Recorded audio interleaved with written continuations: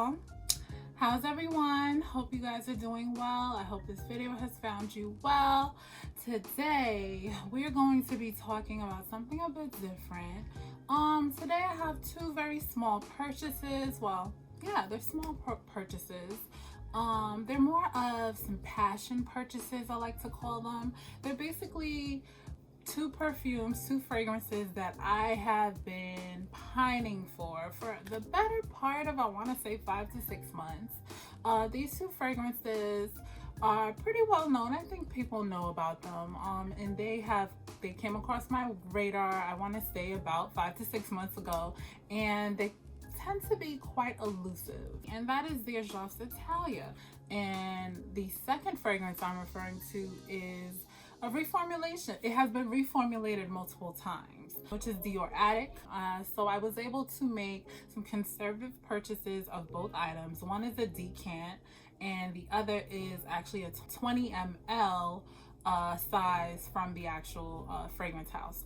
So real quick, let's get started. So I was stalking Macari and I came across this young lady who was actually selling 10 ml decants of the fragrance. Okay, so this is my 10 ml decant from that young lady that I was telling you about on Macari, Miss Casamorati. She was cute about it too. She printed out the actual, you can't see that, but she printed out a sticker with the actual, from the actual promo for the fragrance.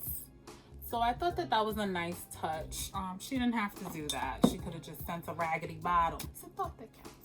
Y'all, I had to turn my AC off so I can record this video. So I am trying my best to manage this sweltering NYC heat that just crept up on us. And yeah, I'm gonna have to really figure out how I'm gonna do this filming. But anyway, you ain't here for all that. Y'all like my fan? I got it at the African American Festival a couple years ago. Isn't that cute? Okay, so this fragrance is an amber woody fragrance, and it came out around 2016. However, based on the research that I was doing for this video, it appears to me that it was relaunched again at the top of this year. With this fragrance, it has some almond notes, of course. Like, almond is like, where it's at. It has some sweetness. It has some woodiness, a bit of powderiness, very lactonic, which I love, very milky and creamy. And there's, of course, is some warm spiciness to it. This leans, to me, if I didn't know who made this fragrance, this has like a Middle Eastern vibe to it, to me. I don't know why I feel that way. It almost reminds me, it has like an incensey quality to it. When I sprayed this on my skin, it left an incredible sheen. Oh, y'all, do you see that? It's not wet, it's sheen, because I promise you, in a few more minutes, this thing is not gonna like dry down into like just matteness. It's sheen. Oh my God. Man. This thing is so good. There's some nutty notes in the top. You get, guess what you get?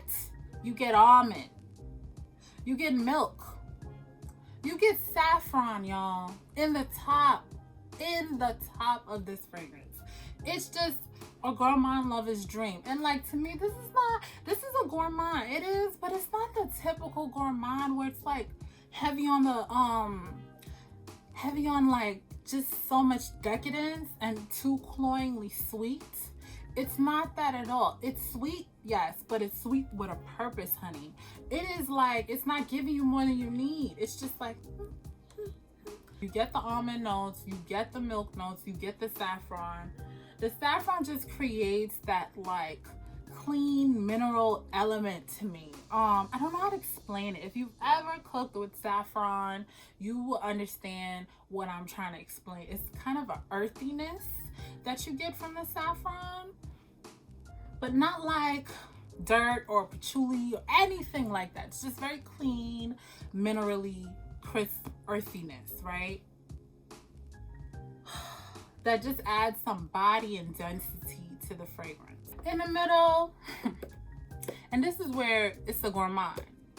The middle, guess what you get? You get toffee, y'all. Toffee and vanilla. You smell the toffee. One of the more dominant elements of this fragrance to me is the toffee note. It comes across like, yeah, like slowly roasted sugar.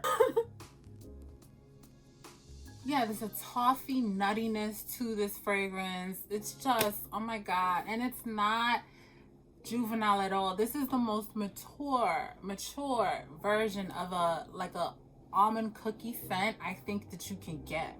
Like, this is a glass of milk with a nice little bowl, little tray of some authentic Italian artisanal style almond cookies that have little chips of the toffee nut in it. Like, this thing is just so good. And then in the base, there's some woody notes that just kind of just put a bow on this thing. Like, it's just done. It's done. Who else want to go? Y'all want to go next? Like, that's just what this fragrance said.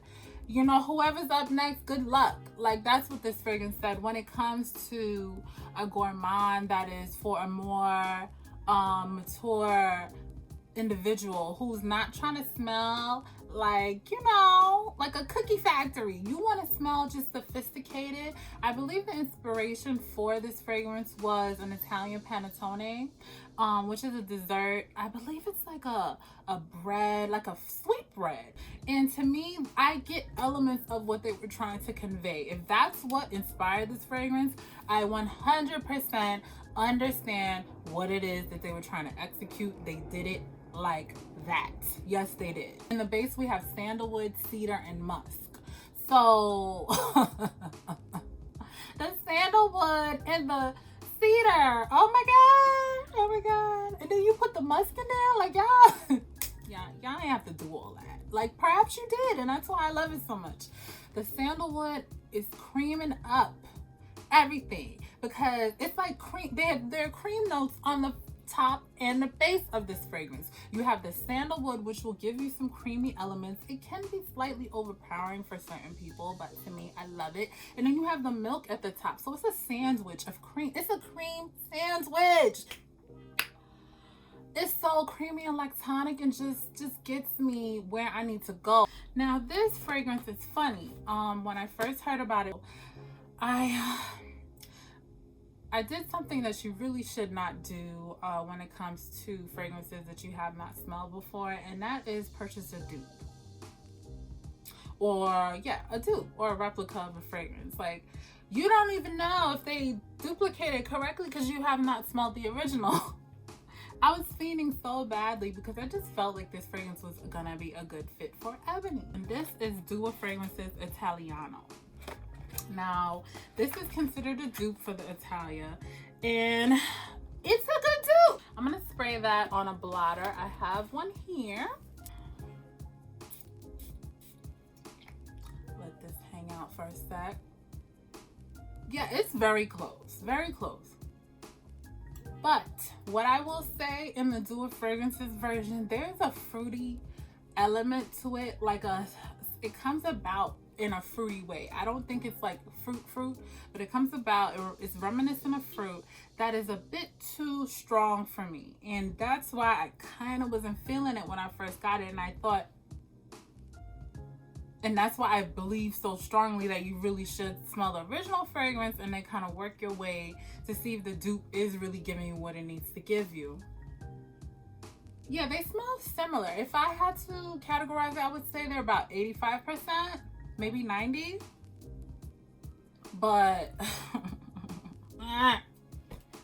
Xerjoff, the Italica from the Casamorati line.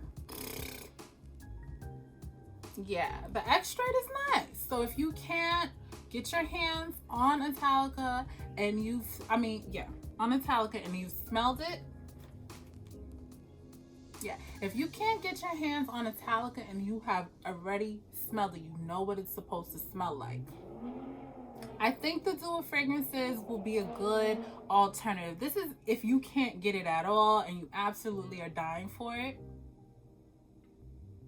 Yeah, I think that this will be a good option. Let's move on from that. So yeah, like I said, it's probably about an 85% closeness. So if you want to, you know, spend a coin and try it out and you already have smelled Italica, I think that this would be a good shot. This is Dupe Fragrances Italiano. Now, back to this. To me, this fragrance I feel like would do better in the cooler months. Fall, winter, and spring before it gets humid. I think that it's very enjoyable. I think fall and you know, autumn, fall, whatever you want to call it, is probably the most perfect time for this fragrance. It does give me vibes of like, yeah, leaves falling and things changing colors and turning to brown. That's kind of what I think of when I smell this. As far as the settings in which you can wear this, I feel like you can wear this at any time that you want. I don't see, this is not a heavily projecting fragrance. It's not a skin scent. It's not. You'll get little whiffs of it as you move around and do what you have to do, but I don't think you're gonna be getting a whole lot of projection. I don't think that that's what this was intended to be. I think that it was just intended to be an enjoyable fragrance for the wearer and, you know, anybody who may be in intimate, close contact with that person. That's what I'm getting from it. I could be wrong. It's more, I think that this is a fragrance that you wear for your mood, for yourself. This is not a fragrance, yes, you might wear it for other people, and they may find that you smell really good. You smell like delectable, delicious, edible. Those are the type of adjectives that I would use to describe how you will smell when you wear this fragrance. I think that a lot of people can appreciate it. I will say that this fragrance is a bit complex. I don't think that this is mass appealing at all. As decadent and delicious and fruity and edible as it is, I do not think that this fragrance is mass appealing. I think that this is for people who like this type of scent. But anywho, and yeah, I want to say thank you to Miss Lauren Redolence from the UK. She is the first person that I heard talking about this fragrance, and I remember she was like really bigging it up, and I was like, and that's why I ended up with this damn dupe, because I couldn't find it when she put that video out. Yes, it's all coming back to me. I couldn't find it, so I went ahead and got this dupe, which is cool, but yeah, like if you can get the real thing, get the real thing. So anywho, shout out to her. She has tons of fragrance videos, very into, pretty much, she can tell you a lot about everything, and she's gonna give you a side of personality. So if you're into that, honey, hop on over to her and check out her channel. I'm very fortunate for my little 10 ml decant. Listen, when God blesses me with a bigger bottle, when I say that, meaning when I can find a larger size, now that I know that I love this and I can get it for a good price, it's coming home. I love the packaging on that fragrance too. I love the bottle. I think everything was appropriate, very thoughtful. They did their damn thing when it came to this, and I thoroughly enjoy it.